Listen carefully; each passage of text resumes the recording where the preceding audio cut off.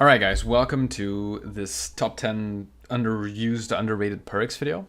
I saw someone else make a video on this earlier and I thought it was really interesting, so I decided, you know what, I'm gonna do one myself.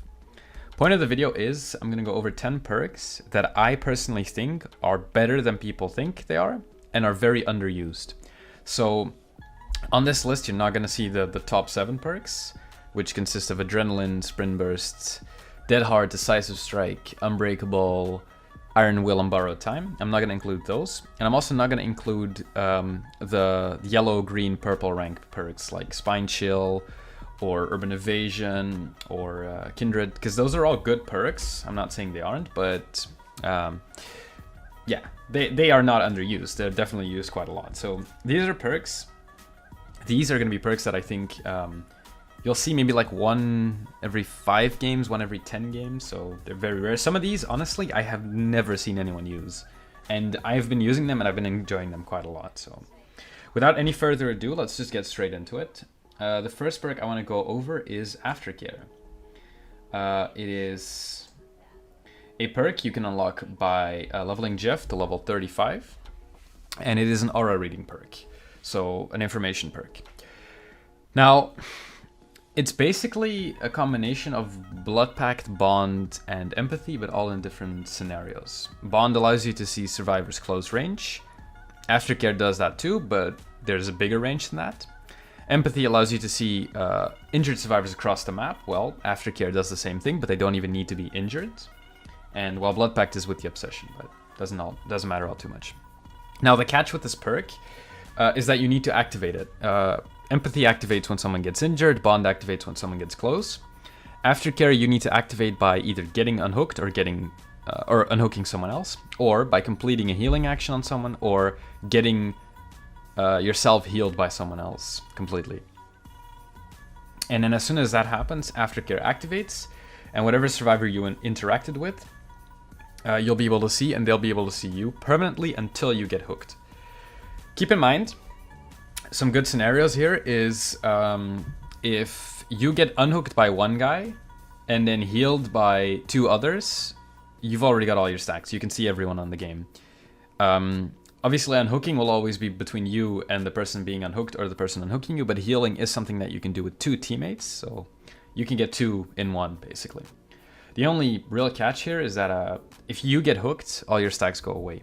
So if you're someone that likes to take chase, or that isn't really good at chase, you might not want to use Aftercare because you'll get hooked and you lose a lot of value.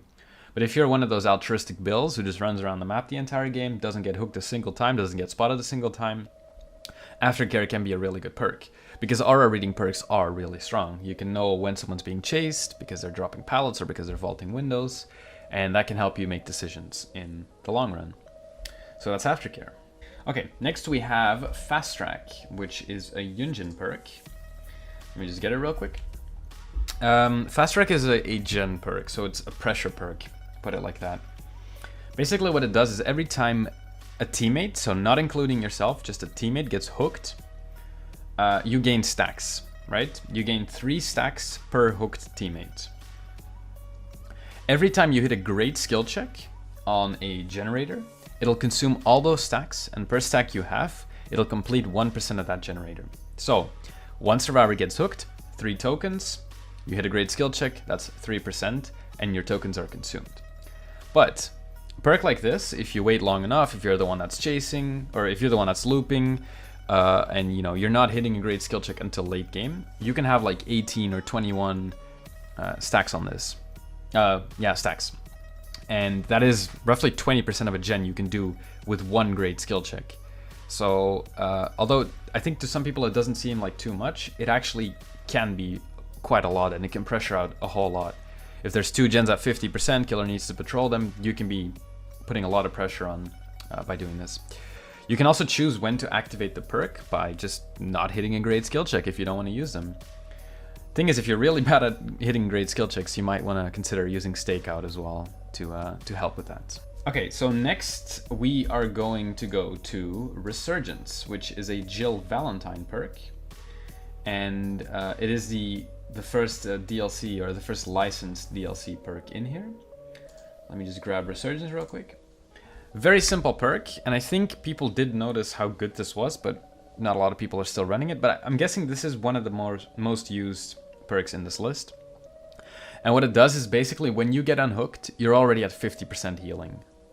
I don't think I need to explain all too much here. It basically speeds up the healing process on hook, or it just allows you to spend less time healing. Like it's time gained, not for yourself, but also for the teammate that is unhooking you. Another thing is if you run self-care, and you're not the one that gets injured, goes to a corner and self-cares, but actually uses it properly, then Resurgence is a good perk for this. Because you can effectively heal yourself at a normal rate, because you're already 50% healed. And the self-care, the bad side of self-care kind of gets numbed out by Resurgence. Okay, so the next one is going to be Red Herring. It is a Zarina Kassir perk, and I'm gonna add another perk to this in just a second, because they basically do the same thing.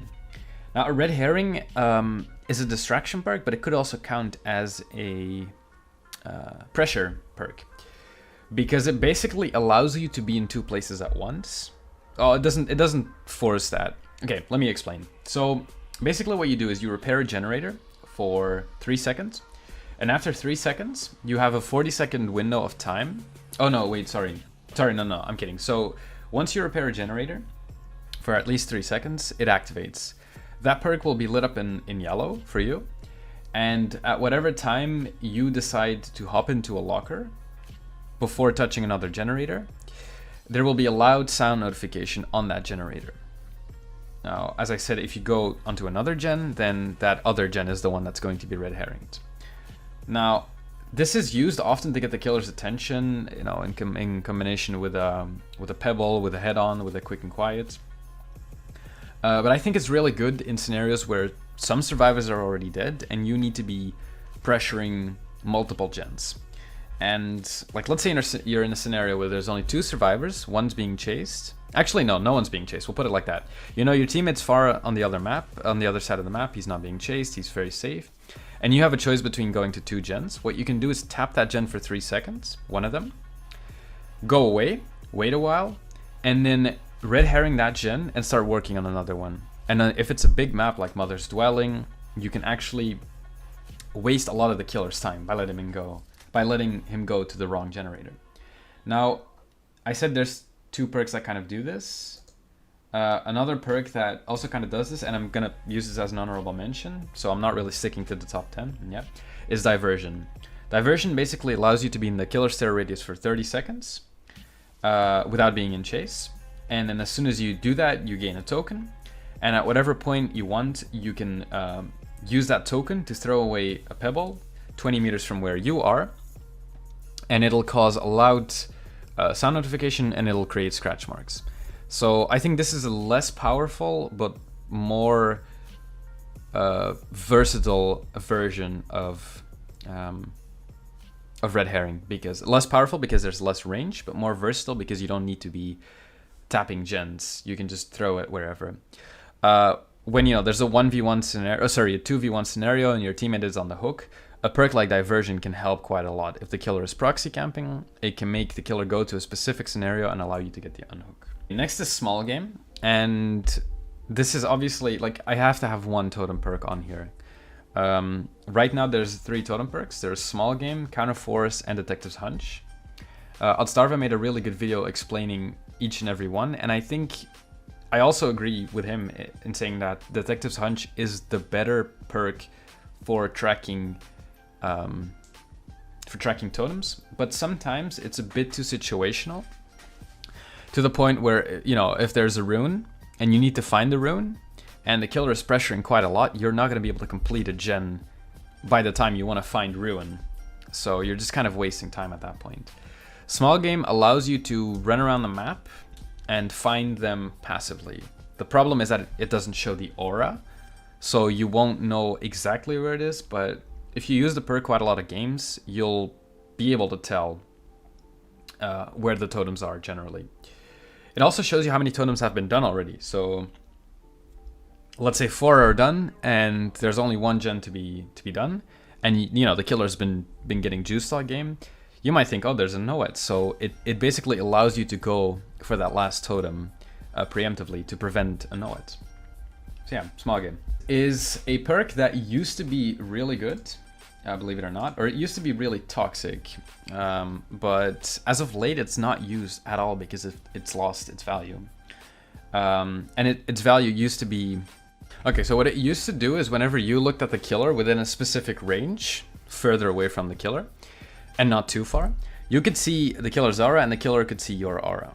And it was used in two ways. First of all, in a Swift, so if there's 4 people playing all together, one person could run object and could just feed information to the rest. That is how the perk was really strong. The other way was when you really just wanted to run around the killer, or run the killer around, you really wanted to get some chase, you could use object to kind of bait the killer to come to you. They changed the perk for the better, but I think it's actually in a good place right now. It's a fun perk to use.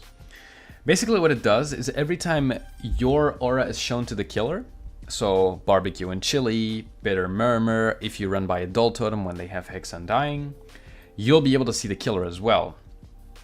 So you can check if they have barbecue, you can check if they have bitter murmur, but you can also just see where they are by using their own bones against them. Like, I mean, going to a dull totem when they have Undying up. But besides that, if you are the Obsession, what it also does is every 30 seconds, you'll be able to see the killer's aura and they'll be able to see your aura for 3 seconds. So basically what the old object used to do, only there's no range anymore now. So you can be next to the killer, like literally 2 meters away from them, and there's a wall in between, and it will reveal you. So if you're the type of player to go for flashy saves, don't use object, because it is going to screw you over. I can speak of experience. Another good thing about this, what basically Spine Chill offers more situationally, is you get extra healing, repairing, and cleansing speed whenever the killer sees you. So, you know, every 3 seconds per 30 seconds if you are the Obsession, and whenever they see your aura because of their perks.